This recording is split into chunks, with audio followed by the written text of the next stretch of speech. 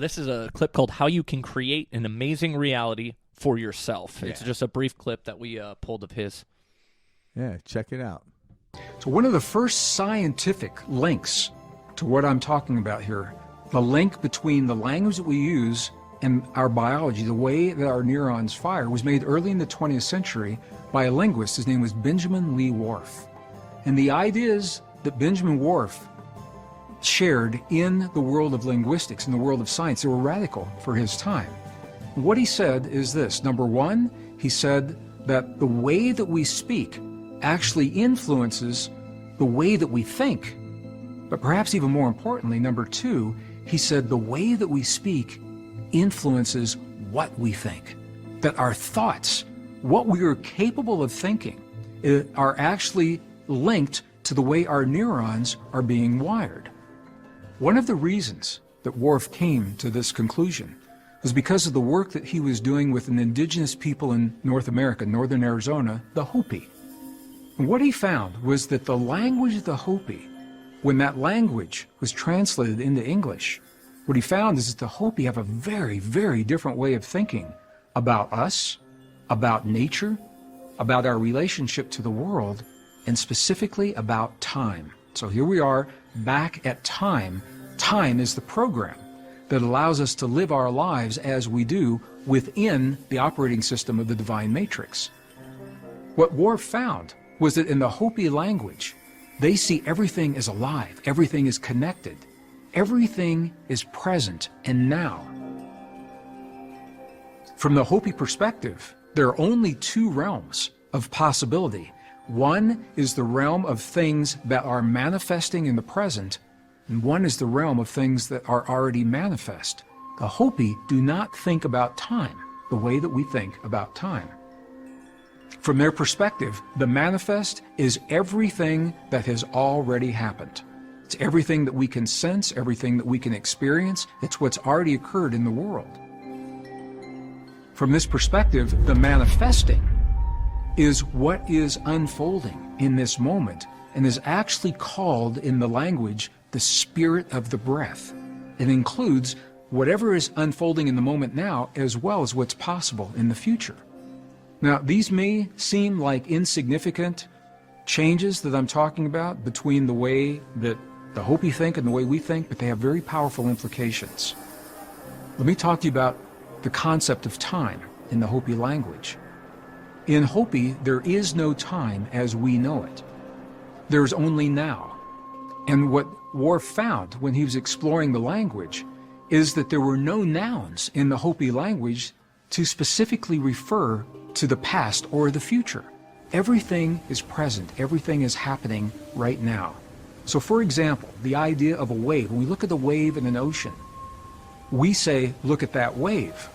For the Hopi, it's impossible to see one wave in a moment in time and call it a wave. Because it is happening now, the word is waving. When they are looking at the wave, we say, look at the wave, but we know there are other waves out there. The Hopi say that the ocean is waving. They actually have a word, they say wa la lata, meaning the plural waving is occurring, the plural waving. So in a very real sense, their language is more accurate than ours, describing what the waves are doing, although it feels awkward to us because of the way we're wired to think.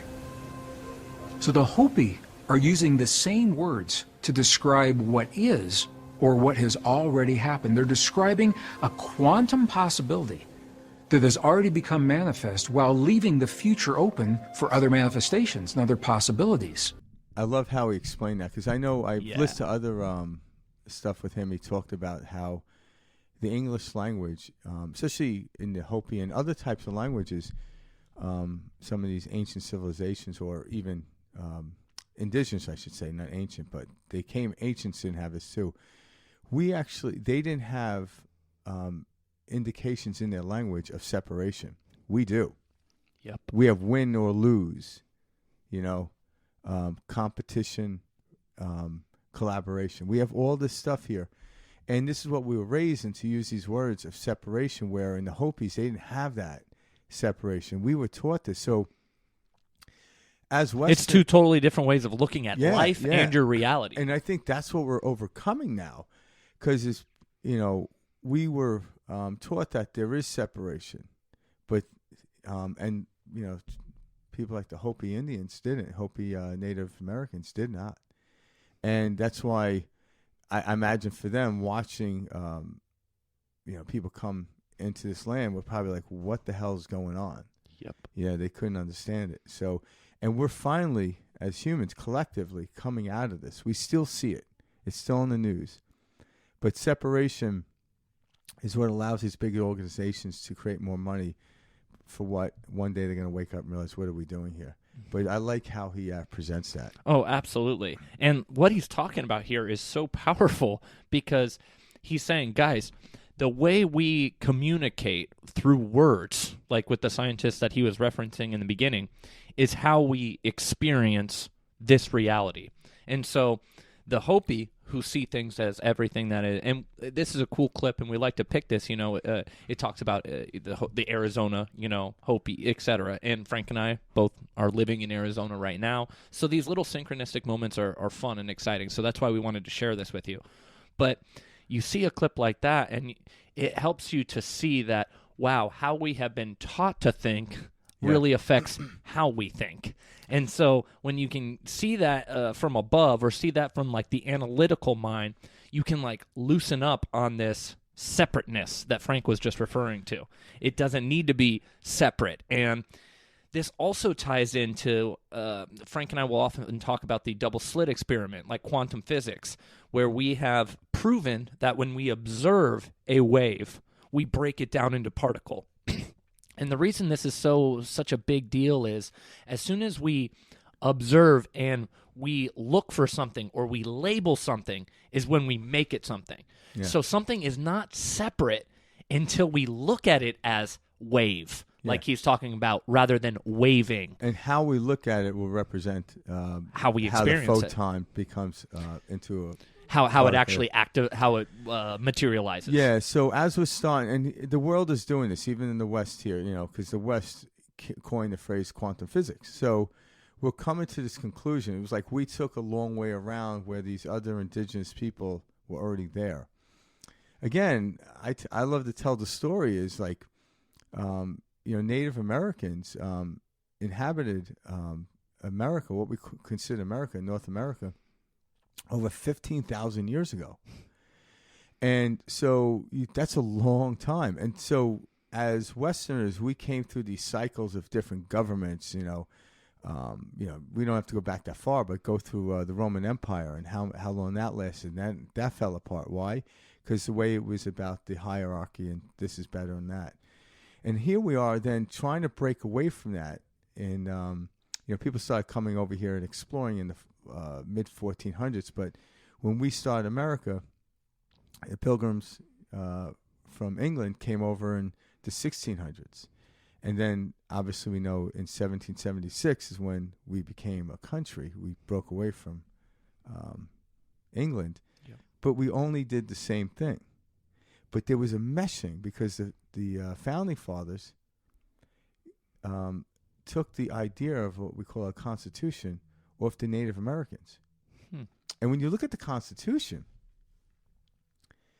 it has everything in it, but people are like, oh, we're breaking away from Constitution. I'm like, to be technical, we've never lived it, because since the beginning we had the Constitution, all men, and this includes women, should be treated equal. Well, we haven't seen that. Since day one.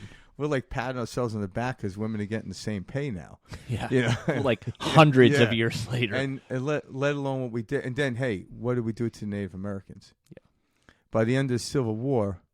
But let's talk about why we don't. And it's simply because in our books, in school, we condition kids to believe that it is an equal type of thing. There is a lot of conditioning there. It started with the fundamental idea of competition.